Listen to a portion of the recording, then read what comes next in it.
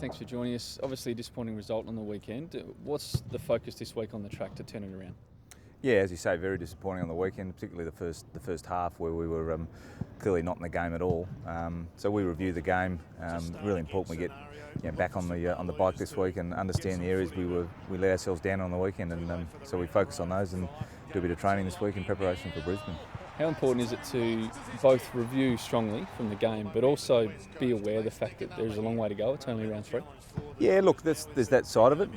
You could say it's round 3. We're 1 and 2, and obviously, we've got a big game this week against Brisbane to try and square the ledger. But we can't just put it under the carpet. I mean, there were some areas of the game we weren't at the level we wanted to be at, and so we need to make sure when we review it, we're pretty firm on our review process and make sure we get it right, and we don't end up with a repeat of that.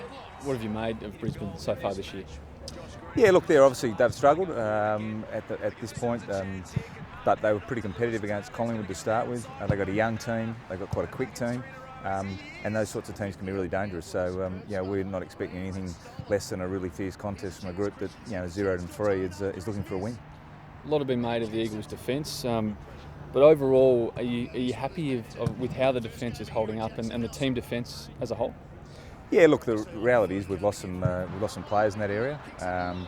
We think the guys who've now got in there are learning to play together. I mean, that's one of the things which is really important for a backline is the chemistry of playing together. So they're building that week by week. The reality for us last week was we need to stop the supply from the midfield, and that came out of the stoppages and the clearances, and we gave too much ball away to the Fremantle forwards, which put our backline under pressure from the first minute. And so we've got to do it better in the midfield to be able to stop the supply and let those guys get to work.